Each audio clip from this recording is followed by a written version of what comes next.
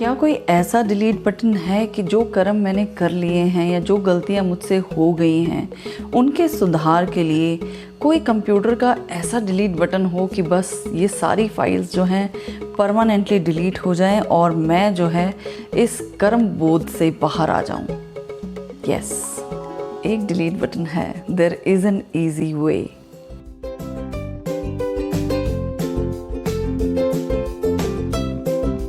हम बात करेंगे होओपोनोपोनो टेक्निक की। Hello and welcome back. मैं हूं हरदीप कौर दुआ, आपकी सोल कोच और motivational trainer. I help you create a quality life. Ho'oponopono technique एक हवाईयन टेक्निक है जिसमें सिर्फ 4 फ्रेजेस यूज़ करते हैं। It is like a delete button. जो मुझे समझ में आता है तो लोग कहते हैं कि अरे बस ये करने से हमारे जो नेगेटिव बिलीफ्स हैं या चीज़ें हैं वो धुलनी शुरू हो जाती हैं या वो कम हो जाती हैं या वो डिलीट हो जाती हैं। Yes, of course. और आप बिलीव कीजिए या नहीं कीजिए, मतलब इतनी सक्सेस स्टोरीज़ हैं जैसे लॉ ऑफ अट्रैक्शन की है, वैसे होओपोनोपोनो की बहुत ही बढ़िया सक्सेस स्टोरीज़ हैं। होओपोनोपोनो एक ऐसी टेक्निक है जिसमें आपको चाहे आपकी रिलेशनशिप्स हैं, चाहे आपको कोई बंदा परेशान कर रहा है, चाहे आपकी रिलेशनशिप बहुत ही ख़राब है और आप मैनिफेस्ट करना चाहते हैं चीज़ें लेकिन मैनिफेस्ट नहीं हो रही क्योंकि बिलीव पैटर्न्स इतने गड़बड़ हैं, तो आपने क्या कहना है यूनिवर्स को? सबसे पहला फ्रेज़ है आई am sorry, please forgive me, I love you, thank you. ये 4 फ्रेजेस हैं। ये 4 फ्रेज़ में सबसे पहले हम कहते हैं आई एम सॉरी। देखो, कभी भी हमने कोई डिलीट बटन अगर दबाना है तो पहली बात तो जो कर्म आपके सामने आ रहा है, जो चैलेंज आपके सामने आया है, वो उसको पूरी तरह से अपनी रिस्पॉन्सिबिलिटी समझो कि मेरी ज़िंदगी में अगर ये मुसीबत आई है तो मैं 100% ज़िम्मेदारी लेता हूँ कि ये प्रॉब्लम मेरी वजह से आई है। Stopping the blame game, stopping criticising others, accepting the scenario, taking the full responsibility of the scenario. This is very very very important. अगर आपने ये 4 चीज़ें समझ ली तो आपने होओपोनोपोनो टेक्निक समझ ली और आप फॉलो करोगे और आपको रिज़ल्ट देगी और ये आपको लॉ ऑफ अट्रैक्शन की तरफ ले जाएगी। ये वो मैनिफेस्ट करने लग जाएगी चीज़ें। आपको सोचने की ज़रूरत नहीं है कि लॉ ऑफ अट्रैक्शन में लोग बैठ के क्रिएटिव विजुअलाइजेशन करते हैं, वो सब ये उससे भी एक लेवल अप है। आपने क्लियर करने शुरू किए अपने पीछे का बैगेज, क्योंकि हमारी बड़ी सारी जो प्रॉब्लम्स हैं वो एंसेस्ट्रल हैं, तो उनकी प्रॉब्लम्स भी हमारे साथ आती हैं। वो बैगेज को क्लीन करने का बहुत इजी वे है कि सबसे पहले तो हमने ज़िम्मेदारी ली कि मैं रिस्पॉन्सिबिलिटी लेता हूँ कि ये जो मुसीबत मेरी ज़िंदगी में है ये भैया मेरी वजह से है। Number 1 step, I am sorry, उसके लिए माफ़ी मांगनी है। उसके बाद सीख करनी है फॉरगिवनेस। उनसे नहीं मांगनी, ये हम अपने लिए कर रहे हैं सब कुछ। बड़े सारे लोग पूछते हैं कि मैं क्यों बोलूँ आई एम सॉरी। तो पहले तो जिम्मेदारी लो और फॉरगिवनेस इसलिए सीख करनी है कि फिर अगले जन्म में फिर ये तांडव ना चलता रहे। इससे बाहर आना है कि नहीं आना? तो हमेशा जो है ईगो को लेके चलते रहेंगे। ईगो लेसनेस के लिए तो आए हैं कि इन नॉनसेंस से निकलें और अपना लाइफ पर्पस पकड़ें और आगे बढ़ें, कि इन सब चक्रव्यूह में ही पड़े रहेंगे। तो आई am sorry is the first phrase. चाहे आप फील करो चाहे नहीं करो, रट्टू तोते की तरह बोलना शुरू कर दो, क्योंकि पहली इंटेंट होनी चाहिए कि ये मेरी लाइफ की प्रॉब्लम है, ये कार्मिक है। Understand this, what ever is happening is कार्मिक। You had definitely done something in previous lifetimes. That's why this challenge has come to you. कहते हैं हीरे पे जितनी घिसाई होती है वो उतना ही चमकदार होता है, तो ये आपकी घिसाई हो रही है, हॉर्न हो रहे हो आप। तो सबसे पहली बात है आई एम सॉरी। यू सीक, पहले आपने जिम्मेदारी ली, फिर आपने माफ़ी मांगी। आप किसी बंदे से माफ़ी नहीं मांग रहे हो, आप उस सिचुएशन से माफ़ी मांग रहे हो कि जो हुआ जाने अनजाने मुझे नहीं पता जी, मैं माफ़ी मांगता हूँ।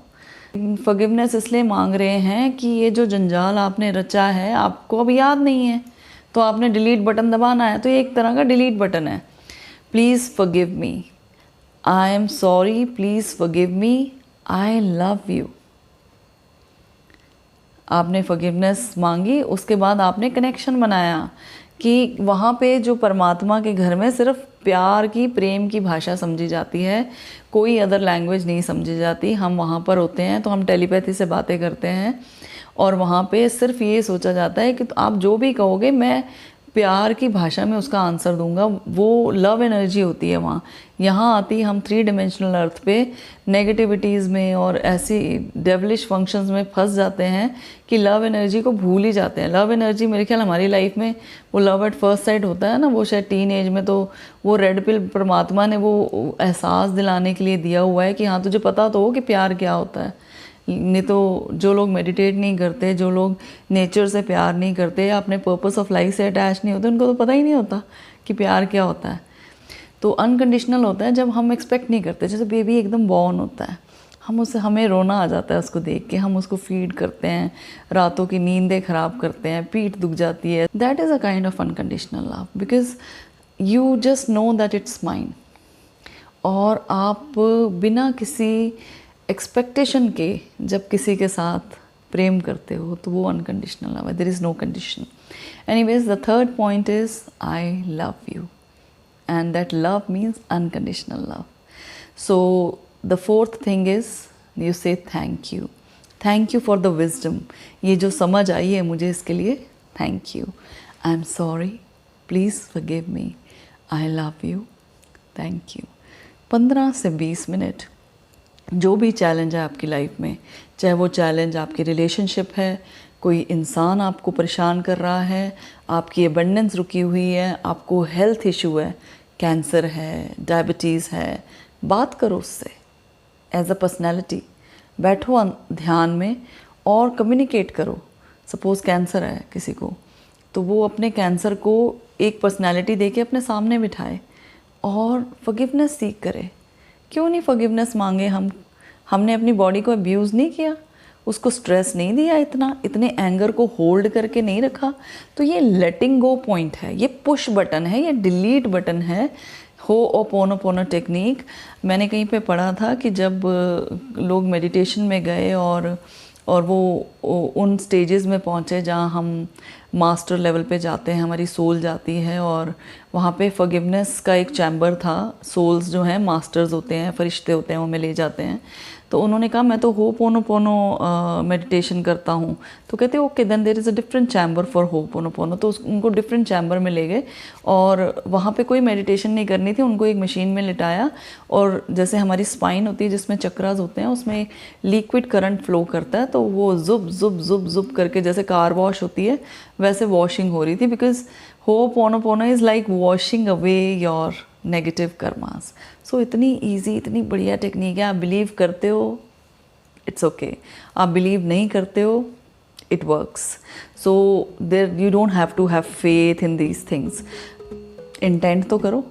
अगर आपको कोई परेशानी है, आपको कोई बीमारी है, उसको सोचो, उससे बात करो और आई am sorry, please forgive me, I love you, thank you.